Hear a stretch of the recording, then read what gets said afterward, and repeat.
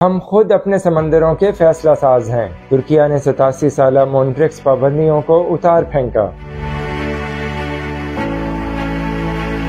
ترکیہ وہ عظیم سلطنت جس کے پاس 4 سمندر، بحیرہ اسود، بحیرہ ایجین، بحیرہ روم اور بحیرہ لیونٹائن کا ساحل ہے۔ پہلی جنگ عظیم کے بعد اسی ترکیہ کو چند عالمی پابندیوں کا سامنا کرنا پڑا، مگر ترک قوم کو دیر تک پابند نہیں کیا جا سکتا۔ جو جھکنے کو تیار نہ ہو انہیں جھکایا نہیں جا سکتا، اور جن کے سینوں میں ایمان محکم ہو انہی کی زندگیوں کو ثبات ملتا ہے۔ چنانچہ اب وہ مشکلوں بھرا دور کسی بحری جہاز کی طرح آہستہ آہستہ دور ہو رہا ہے۔ مایوسیوں کا اندھیرا رفتہ رفتہ چھٹ رہا ہے، اور روشن مستقبل کی امید لیے ایک سورج اپنی روشنیوں سے بلند حوصلہ ترک قوم کو تر و تازہ کر رہا ہے۔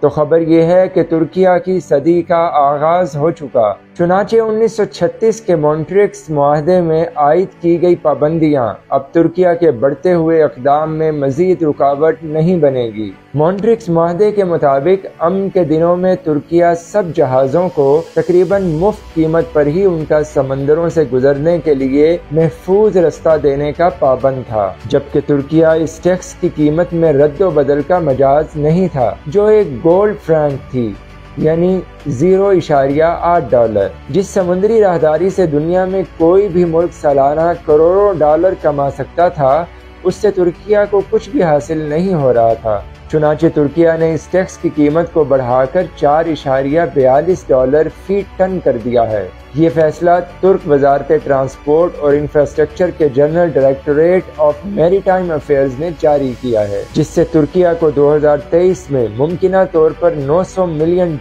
آمدن ہوگی۔ $900 ملین کا مطلب ہے تقریباً 21 ارب ترک لیرہ۔ ترکیہ کی جانب سے عائد کردہ نئے راہداری ٹیکس کا اطلاق 1 جولائی 2023 سے ہوگا۔